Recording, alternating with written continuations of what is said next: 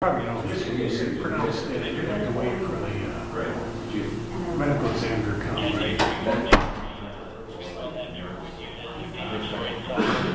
Because people always say, oh, if they're in the accident, yes, that's. You say they died in the accident.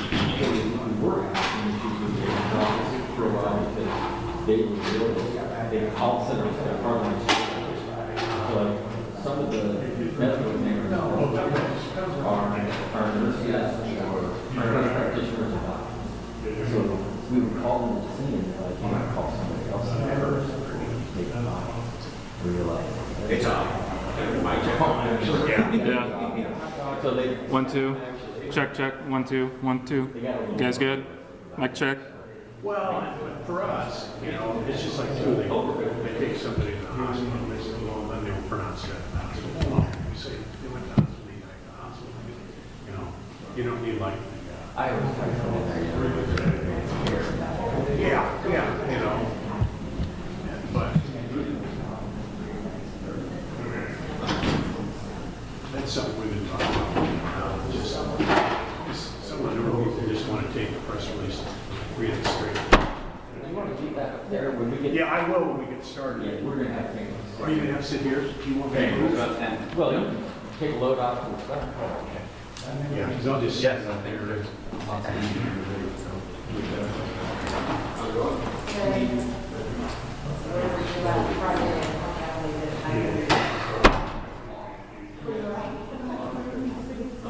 Yeah. I'm sitting down here. That's just my daily plea.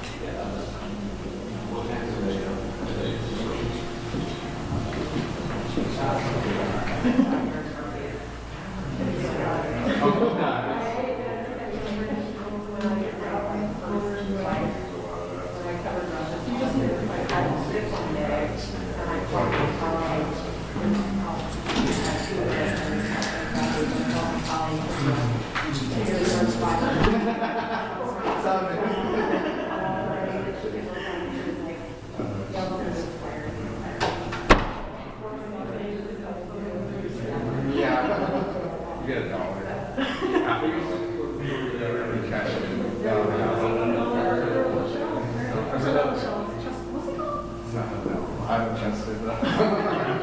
Here it is.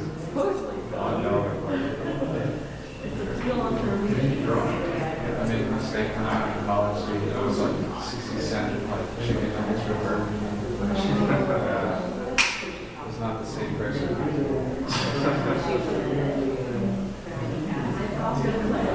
Yeah. Maybe like a 10-year house for those things, but it's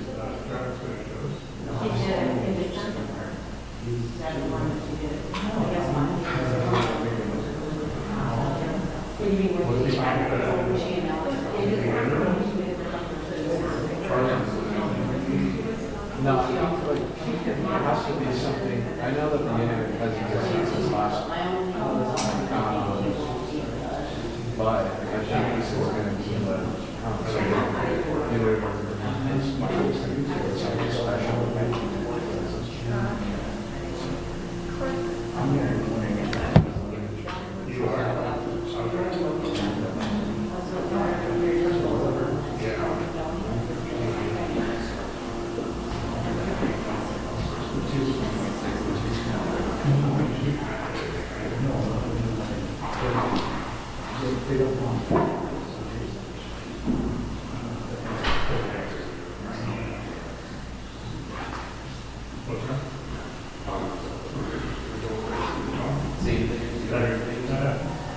What's your position in that? I'm the new stuff though, so I can just start with this language, but contract will end this is under the service.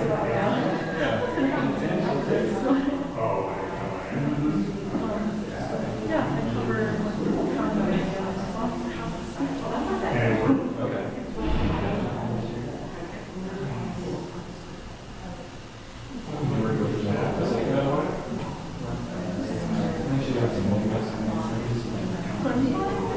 Or Grunmeyer.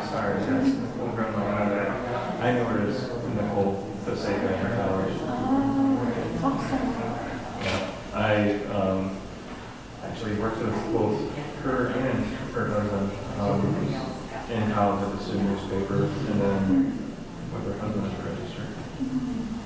It's always bump into each other. Yeah. I hear you just talk about I grew up with the original mom, and she has also talked a little bit about vaccination, home births, and kind of so we've been bonding over some shared experiences. Yeah, it reminds me I should probably reach out to her. So we can meet up sometime, unfortunately, with the covering Iowa capital legislative session especially. It's just been so busy, it's hard to kind of hard some time away, but I'm starting to slow down a little bit.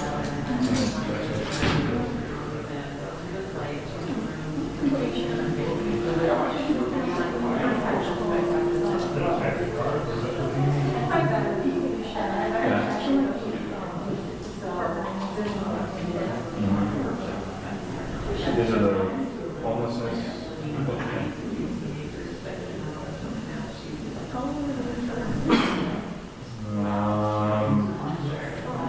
Further Gazette, this is my third session. Yeah, this is my third session. So I've been doing it with them for 3 years, and then before that, I worked for different Iowa newspapers covering Iowa politics, and covered it essentially part-time, focusing mainly on, our area of law. So, you can answer the questions time these ask focus on licensing law. So we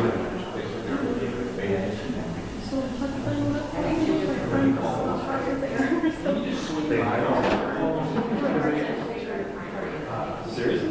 Wait,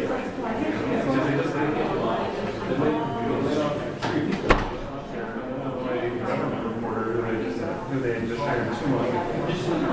So they had been trying to hire for that position for a while. Illinois side of the river. And he just started 2 months before. They laid off one of their 2 photographers. So they just had 1 shooter now. And then they laid off a contractor. And that arts and entertainment position. Yeah. Or I think she was hardly at the same time about Iowa. So she might have started in November. Okay. So yeah, so these layoffs were, I don't know, a couple weeks ago. So she would have already been there. I mean, they hired somebody after they left. Why they lay off the government library? Is he just like the only, or he's part of the team of it? I have no idea what they laid off them. And they did it right before, they did it the week before city elections. And there was a contested mayoral race. And they laid them off a week before the election. Yeah. And so now, everybody else, let's not all the other reporters, they're going to spread those job duties out amongst them. So now everybody else is going to try and cover Illinois government. Which is interesting. Just having reporters parachuting in and out of stories of bullying and misleading and Rock Island, and you got a different reporter at your city council meeting every week. That's going to be interesting. Just not having any continuity there.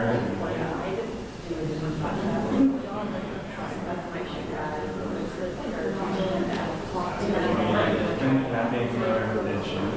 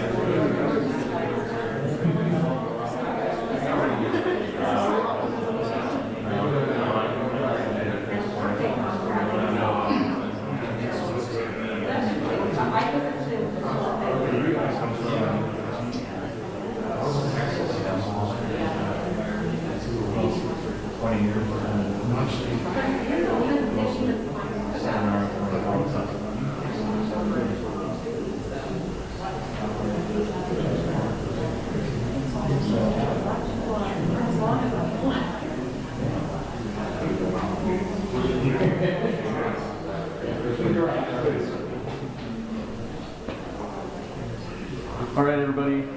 Thanks for coming. Just wanted to say we're going to get started pretty quickly, and I just ask that you guys, for questions during the press conference, stick to the topic because we do have family members that have loved ones that are on cold cases. So just to respect that, just please stick with the topic of the announcement. So. Is there going to be gavel after? There will not be. She has to leave shortly after. So. Excuse me. Yes. Sorry, no, we met Tom. Yes. Matt? Yeah, nice to meet you. Yeah. He was Yeah. You were.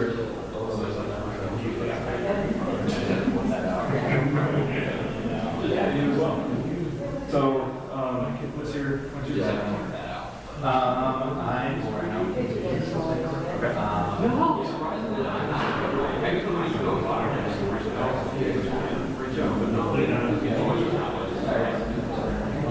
So, is Zach being one of the primary contact then? Yeah, that's what he's.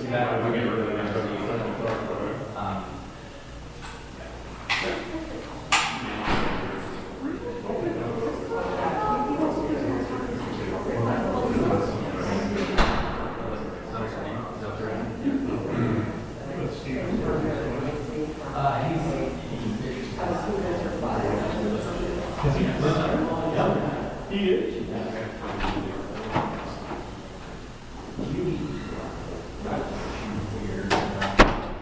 No, that doesn't. I'm just.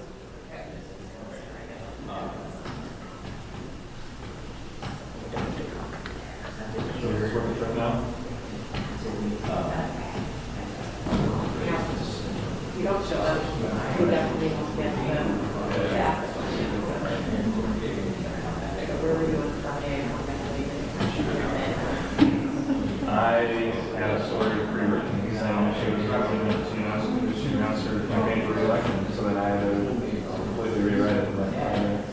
Why did you rewrite like that? That morning when I got a heads up from the governor's office that they were going to have an announcement, so I just assumed.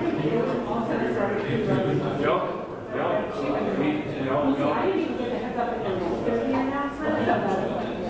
Yeah, we all pre-wrote our story once we knew that, once we got the heads up and there was going to be an announcement, figuring that she was going to say she's running for re-election because that's what the doctor said back in February. That's right. Yeah. Well, and it's funny because I never.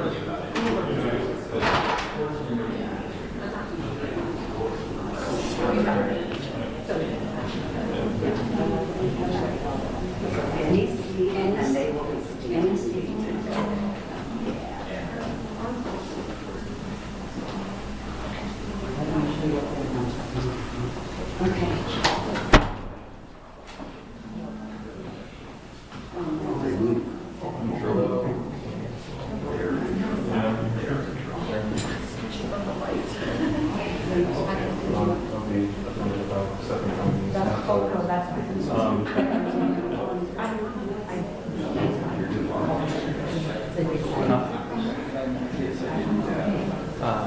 That's it.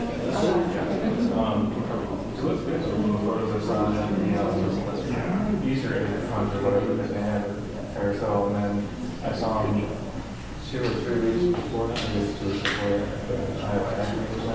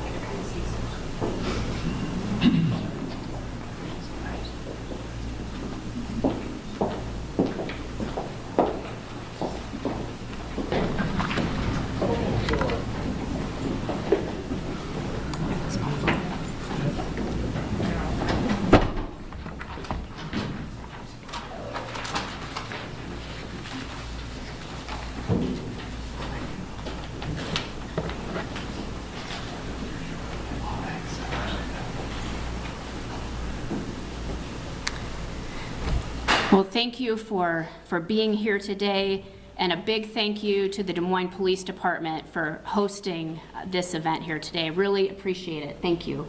Thank you, Chief. And I'm very thankful for particularly the families who are here today, friends and families who have lost a loved one, and their loved one's case is one of the over 400 unsolved homicides here in Iowa. Thank you for being here with us today, and we do what we do for you.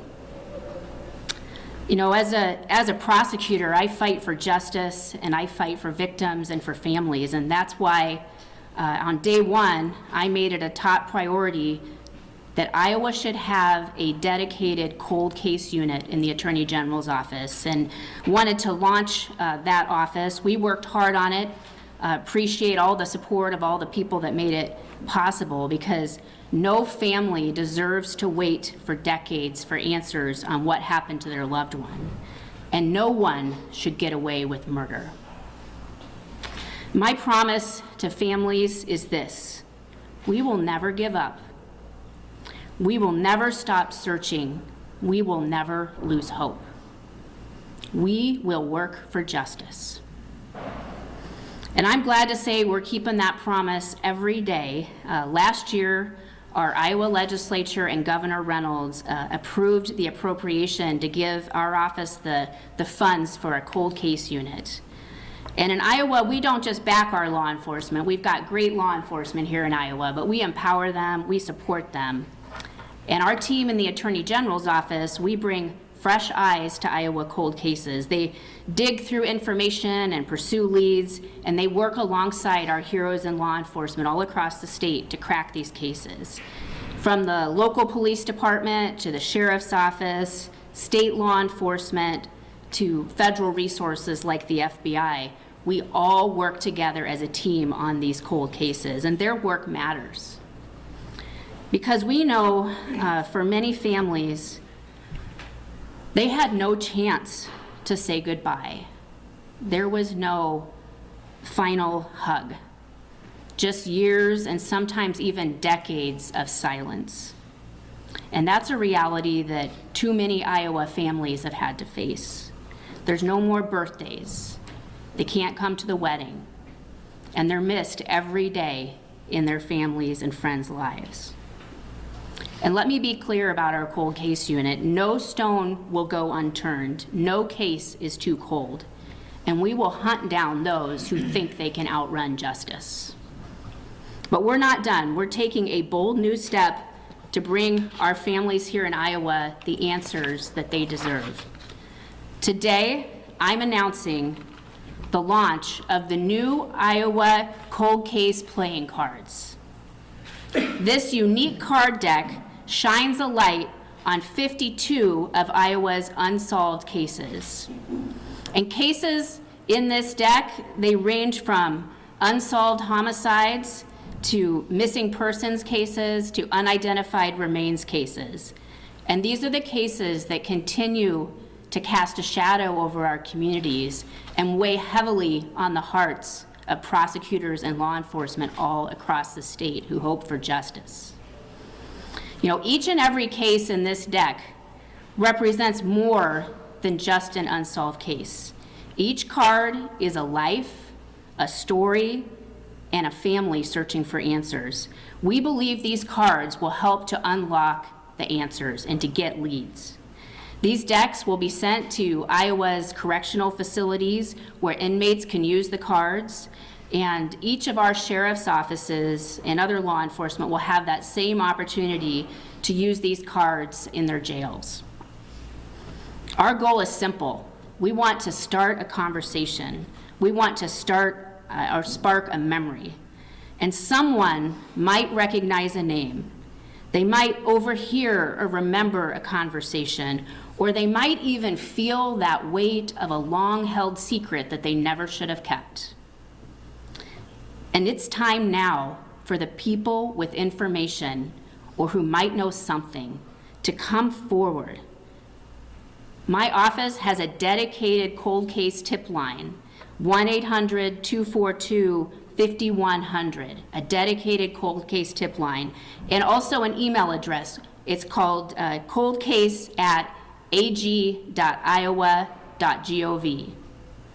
One tip, one memory, that could be the one that breaks a case. We know these cards work. Other states have used them as well, and today we are joined by families whose loved ones are featured in this first edition of the Iowa Cold Case Playing Cards.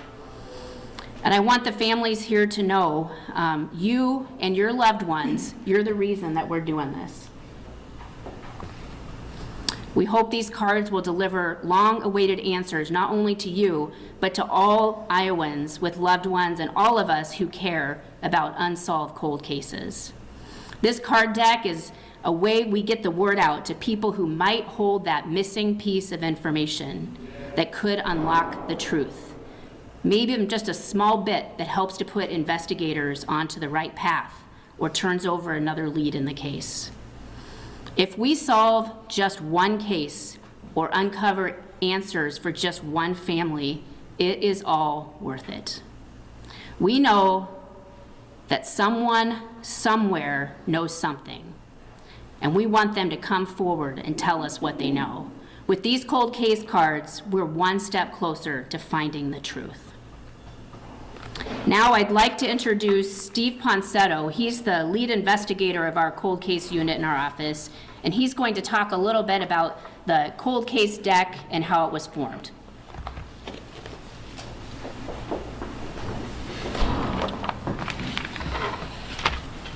Thank you, Attorney General Bird. Thank you for your leadership and commitment to the people of Iowa in this cold case effort. Under your leadership and the support of the Iowa legislature, the statewide cold case unit became a reality on July 1st, 2024. My name is Steve Ponsetto. I am a retired Iowa DCI special agent. I spent a 33-year law enforcement career in the Iowa Department of Public Safety as a state trooper and a special agent. I'm honored to be part of the Attorney General's team and the statewide cold case unit. To refresh your memory, what is a cold case? It's any death case identified as a homicide or missing person with suspicious circumstances or unidentified human remains, and when active leads have been exhausted as determined by the originating law enforcement agency. Since we last met, the cold case team has come together and now consists of 4 Attorney General investigators and an Assistant Attorney General prosecutor. These 5 individuals make up the Attorney General's cold case unit with a mission and vision of the following. The mission of the cold case unit is to assist law enforcement and prosecutors in cases involving unresolved homicides, missing persons under suspicious circumstances, or unidentified human remains by providing investigative, prosecution, and victim service support. This partnership is performed with dedication and integrity. The vision of the cold case unit is to provide justice for victims, answers for families, and accountability for offenders, while upholding the rights of all people. Today, we're here to talk about another piece of the cold case effort, and that is the cold case playing cards. Each card portrays a cold case in the state of Iowa.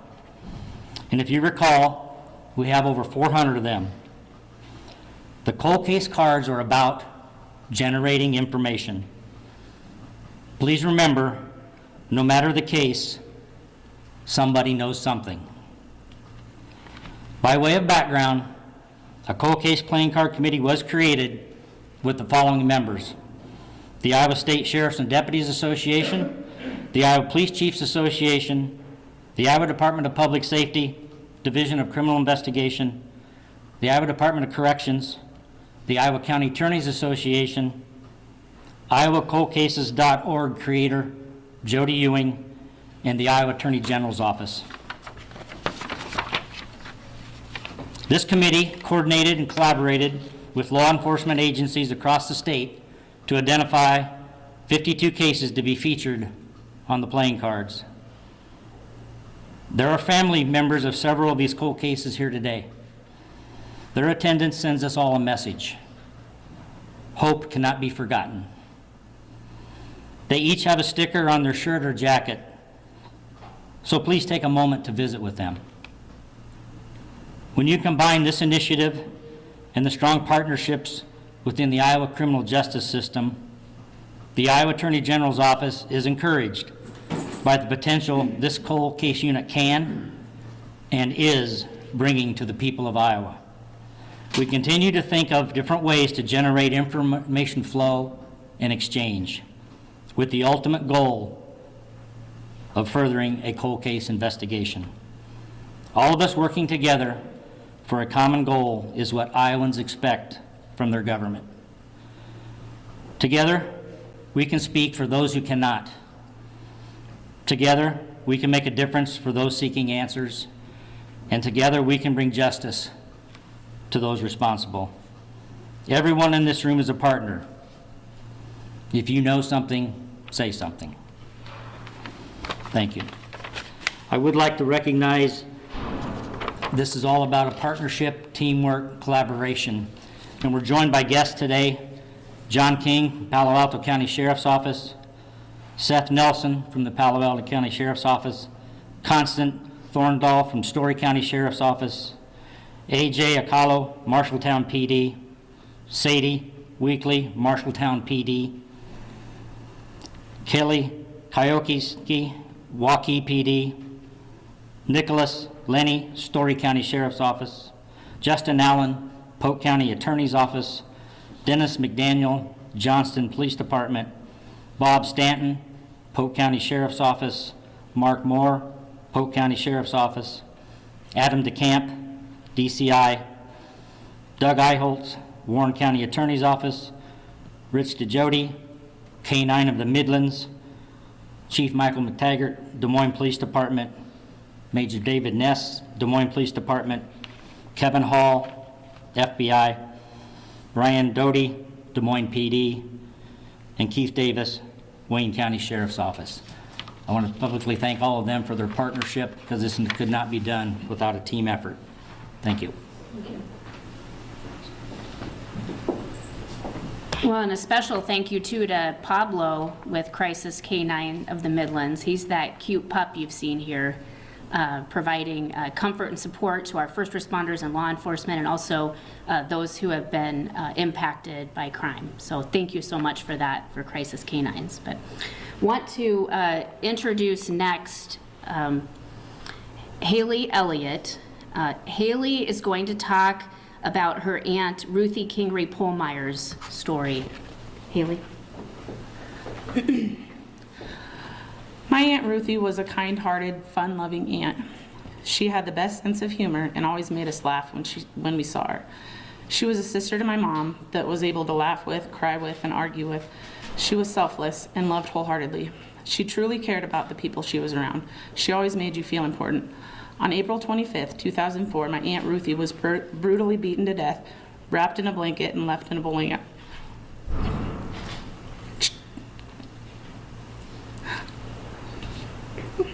She was 37 years old. Losing a close family member is always difficult to process. While trying to reminisce on all the memories and the good times, you're stuck with every emotion in the book. On top of all the emotions grief causes, we're left with unanswered questions. We don't know anything.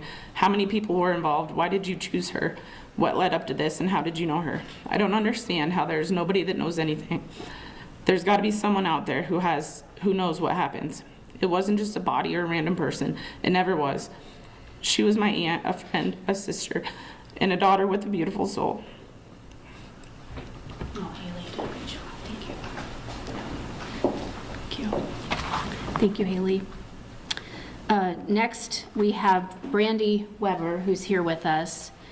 She's the granddaughter of Bill and Kay Wood, and she'd like to say a few words on behalf of her family. Brandy.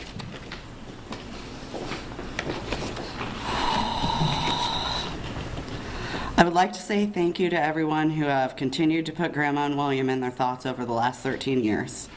To those of you who have shared the person of interest, keeping this going and continuously pushing for justice. It has been extremely hard for our families, but knowing there are people out there who have seen how much Grandma and William have touched us and those around them gives me a little bit of hope for humanity. Hope, a feeling we are all feeling today. Hope that getting fresh new eyes on our cases is just what they need. Hope that more people will come forward with more information they have, and in the future we will have justice for William and Grandma. I also have something from my Aunt Kathy from Maine, who cannot be here. I am the oldest child of Kay living in Maine. She has 6 children, 3 who live in Iowa and 3 who live in Maine. It is very difficult for us to believe that we still have no information regarding the disappearance of our mother. Here we are almost 14 years later since the murder of William and the disappearance of Mom. I feel for William's family as they have lost a nice man, but they have at least have some closure. They have him. We can't say the same. It hasn't gotten any easier over the years. Holidays, birthdays, or daily events, I think of my mom and what she would have done if she was here. I miss our every Sunday afternoon phone calls at 3:30 p.m. to catch up on what's going on with her.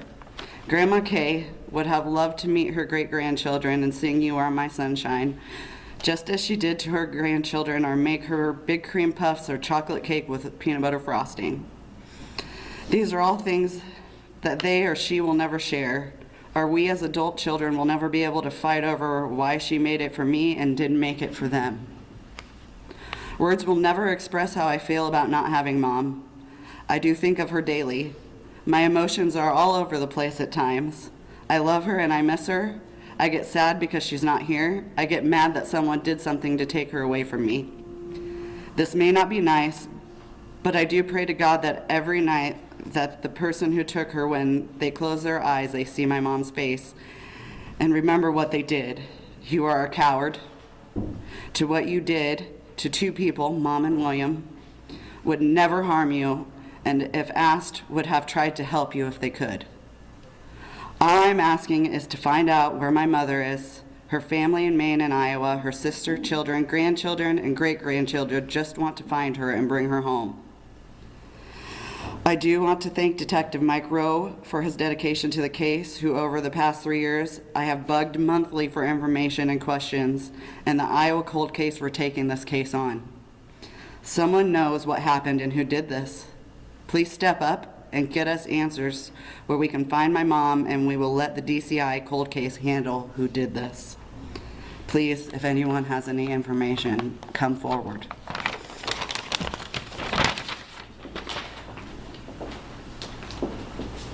Thank you, Brandy.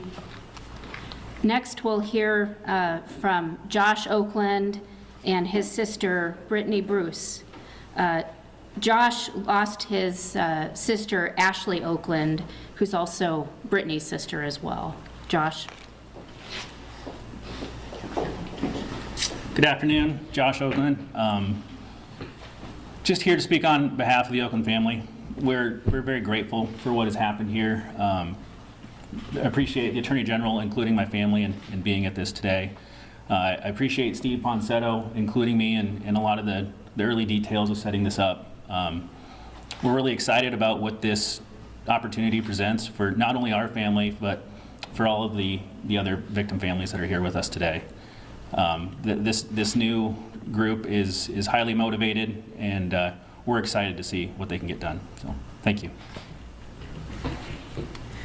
Hi, excuse me, I'm Brittany. Like they said, I just want to echo what Josh is saying. I think we've been fortunate to have Ashley's case in the media for the last 14 years, but there's a lot of victim families out there that have not had the press that we have, and every case deserves the time, the people to spend the time that they have on Ashley's case. And we're excited to have new eyes on Ashley's case, and it really blows me away to see the amount of people here today and behind the scenes who have put this together and will continue to work for our justice, and obviously hope that many more families will see that in the coming years. So just want to say thank you to you all. Thank you. Thank you. Thank you, Brittany and Josh. Thank you. This would not be possible, our cold case unit and our cold case playing cards, without strong support from law enforcement and law enforcement organizations all across the state. And Sheriff Jason Sandholt from Marion County was part of the team that helped us make this happen. So we'll hear from Sheriff Sandholt next. Thank you. Thank you. My name's Jason Sandholt. I'm past president of the Iowa Sheriffs and Deputies Association, and like the Attorney General said, we were proud to be a partner in this. But one of the things I just wanted to stress is you heard from a few families. Think about all the other families that are out there that are a part of this deck of cards, and we ask for your help. There are people out there that know stuff, and we want to bring closure to these families. It's near and dear. You see how dedicated the family is. You see how dedicated law enforcement is. So if you know something, please reach out. We're going to get this. This impacts all corners of the state. I mean, and we're going to get these decks out to all the jails, all the prisons, all the places that we think that anybody that might have information can give us that information. It's worked in other states, and I know it can work in Iowa. Thank you. Well, thank you. And finally, we'll hear from Chief McTaggart here from the Des Moines Police Department. And thank you, Chief, for welcoming us here today and hosting us and hosting these families here today. Chief. Thank you. Thank you, everybody, for being here. My name is Mike McTaggart. I'm Chief of Police at Des Moines Police Department. First off, I'd like to thank the legislature for allocating this money. The Attorney General's office, Brenna Bird, and everybody in her office that fought to create this unit. Steve Ponsetto has formed a large group of excellent detectives that are going to get this job done. We're excited. Cold cases are very difficult for departments to continue to investigate because other incidents come in and you focus on the newer stuff. And this allows those cases to get the work done that is needed. And we, along with everybody else in law enforcement, want to solve these cases. And this unit will allow that. They'll allow for some measure of justice and closure for the families. But with technology and resources that are going to be put into this, I think that this unit's going to be very successful. And if you committed any of these crimes and you think that you got away with it and it's been a number of years, I guarantee you, you will be wrong. And I'm excited to see the success of this program. So thank you, everybody, for dedicating yourselves to take on this challenge. Thank you. Thank you. Thank you, Chief. Yeah. Well, with that, we would take any questions you have about our cold case unit or our deck of playing cards with cold cases. We'd ask that the press present confine their questions just to that issue out of respect to the families here that have lost a loved one and all the other families around Iowa that have lost a loved one due to a case that's gone cold. So any questions? Yes. So you mentioned that other states have seen successes with this. Can you talk about what successes they've seen or what the results have been from doing something similar? Yeah, I know Steve has some details, but I just want to stress this.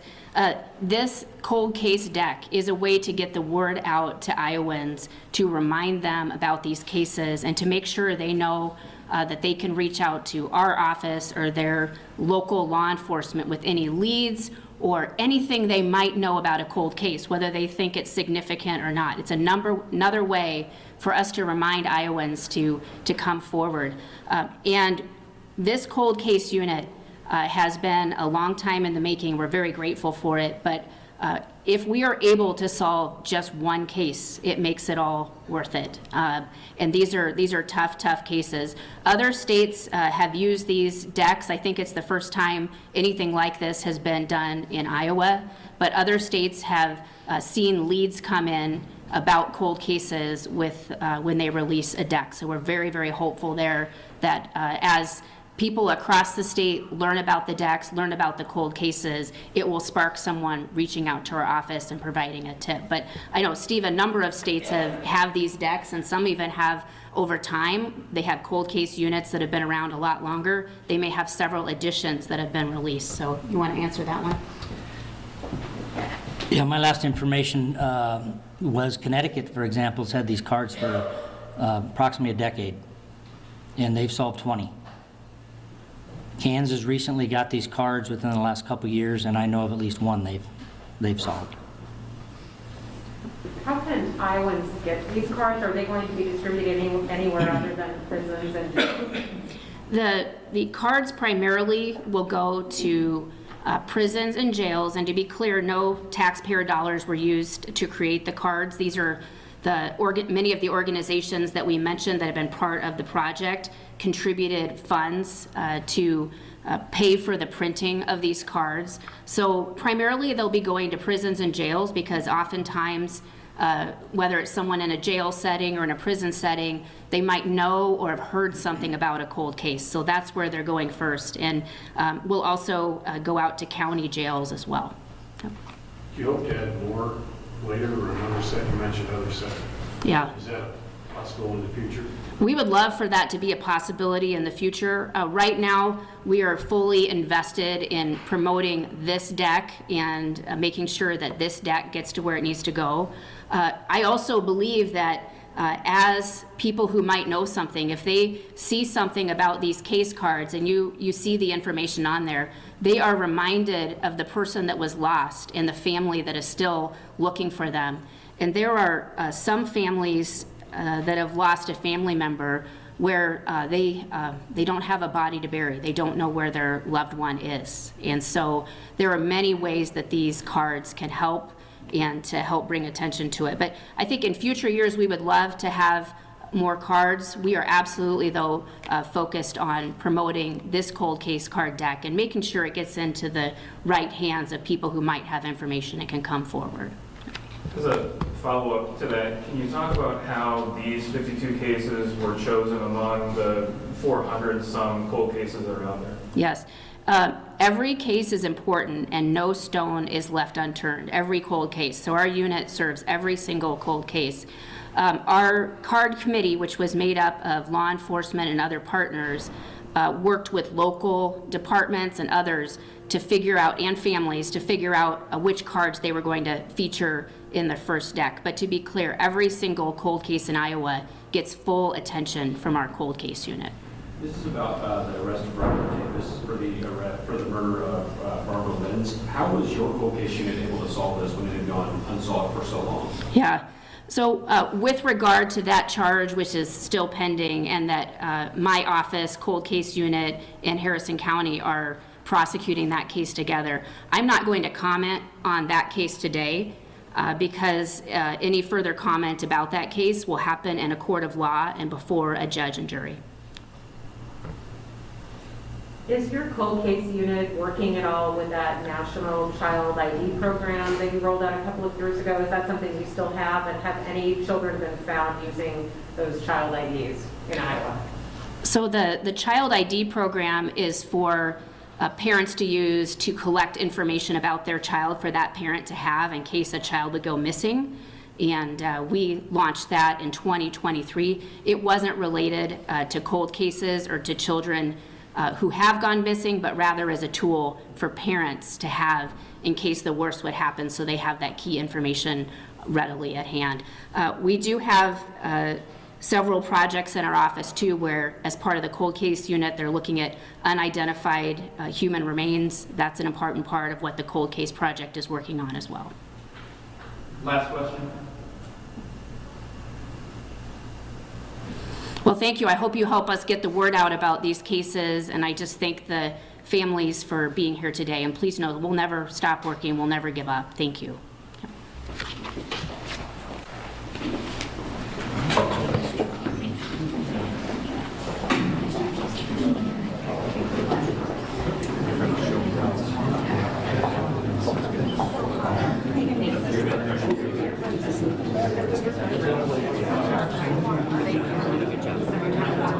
Good job.